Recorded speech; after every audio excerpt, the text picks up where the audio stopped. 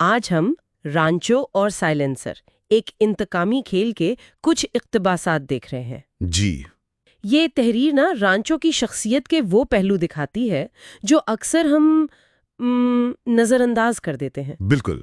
خاص طور پر چتر رامالنگم یعنی سائلنسر، اس کے ساتھ جو اس کی رقابت تھی۔ جی ہاں، ہمارے پاس تجزیے کے لیے یہی متن ہے، تو آج کا مقصد یہ دیکھنا ہے کہ یہ ذرائع رانچو کے کردار کو کیسے پیش کرتے ہیں، اور اس مشہور تقریر والے واقعے کے پیچھے کیا محرکات تھے، ہے نا؟ جی بالکل۔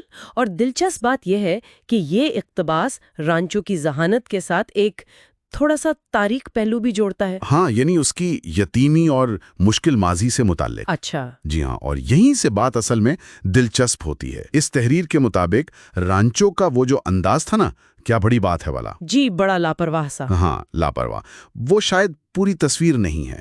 مطلب اس ظاہری خود اعتمادی کے پیچھے ایک حساب کتاب رکھنے والا ذہن بھی ہے، اوہ، جو دنیا سے، خاص طور پہ ان لوگوں سے جو نارمل زندگیاں گزار رہے ہیں، ایک طرح کی ناپسندیدگی رکھتا ہے۔ اچھا، یعنی نفرت؟ نفرت شاید سخت لفظ ہو، لیکن ہاں، ایک طرح کی ناپسندیدگی۔ اور ذرائع کہتے ہیں کہ وجہ اس کا یتیم ہونا، بچپن کی مشکلات ہیں۔ گویا اسے لگتا تھا کہ دنیا اس کے ساتھ منصف نہیں رہی۔ بالکل ایسا ہی کچھ۔ اور پھر دوسری طرف چتر رامالنگم ہے، سائلنسر۔ جی، جسے یہ نام اس کے مبینہ گیس کے مسائل کی وجہ سے ملا۔ تو تحریر اسے کیسے دکھاتی ہے؟ اسے دکھایا گیا ہے روایتی طور پہ ذہین، مطلب محنتی، نوٹس بنانے والا، رات بھر پڑھنے والا۔ ٹیچرز کا فیوریٹ ٹائپ۔ جی، اور خاص طور پہ پرنسپل وائرس کا چہیتا۔ اچھا، تو شاید یہی بات رانچو کو چبھتی تھی۔ لگتا تو یہی ہے، کم از کم یہ تحریر تو یہی کہتی ہے۔ یہ دلیل دیتی ہے کہ رانچو کو چھتر کی اس مقبولیت سے اور اس کے نارمل بیک گراؤنڈ سے حسد تھا۔ حسد؟ جی، اس کے اپنے مشکل حالات تھے اور چھتر کی زندگی نسبتاً آسان لگتی تھی، تو یہ چیز اسے ناگوار گزرتی تھی۔ تو اس لیے اس نے چتر کو سبق سکھانے کا سوچا؟ ذرائع تو یہی بتاتے ہیں۔ ایک منصوبہ بنایا گیا۔ منصوبہ یعنی وہ تقریر والا؟ جی ہاں، منصوبہ چھتر کی کمزوری پر فوکس تھا، یعنی ہندی زبان پر اس کی کمزور گرفت۔ اوہ ہاں، وہ تو فلم میں بھی دکھایا گیا تھا۔ بالکل۔ تو ٹیچرز ڈے پر اس اقتباس کے مطابق رانچو نے بڑی چالاکی سے چتر کی تقریر کے کچھ خاص الفاظ بدل دیے، اور ایسے الفاظ ڈالے جو فحش یا نامناسب تھے۔ اور اسے پتا تھا کہ چتر تقریر کو سمجھے بغیر رٹے گا۔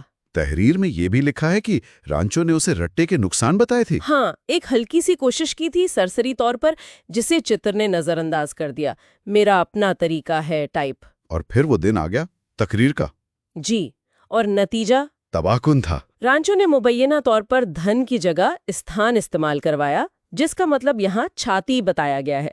او خدایا! اور چمتکار کی جگہ بلاತ್कार یعنی ریپ نہیں، اور پھدکڑ پن پر تو پوری نظمیں شامل کر دی۔ تو پھر کیا ہوا ہال میں؟ پورے ہال میں کہے گونج اٹھے۔ وی آئی پی مہمان تھے، سارے طلباء تھے۔ چتر کی شدید تذلیل ہوئی۔ اسے سٹیج سے اتار دیا گیا ہوگا؟ تقریباً دھکے دے کر اتارا گیا۔ تحریر کہتی ہے کہ اس واقعے نے چتر کی عزت نفس اور اعتماد کو ہمیشہ کے لیے تباہ کر دیا۔ یہ تو بہت سنگین بات ہے جو یہ تحریر کہہ رہی ہے۔ جی بالکل۔ اور اس سب پر رانچو کا کیا رد عمل تھا؟ ذرائع کے مطابق اس نے اسے بس ایک مذاق کہا۔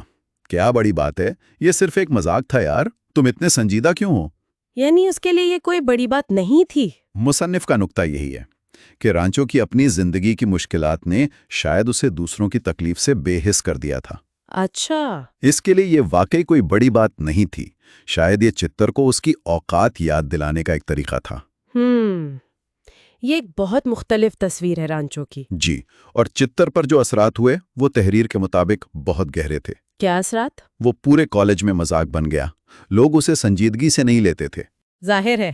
اور تحریر یہ سوال بھی اٹھاتی ہے کہ اس تذلیل کا اس کے مستقبل پر، شاید نوکری کے انٹرویوز وغیرہ پر کیا اثر پڑا ہوگا۔ یہ تو ایک ایسا داغ ہے جو شاید کبھی نہ مٹے۔ بالکل۔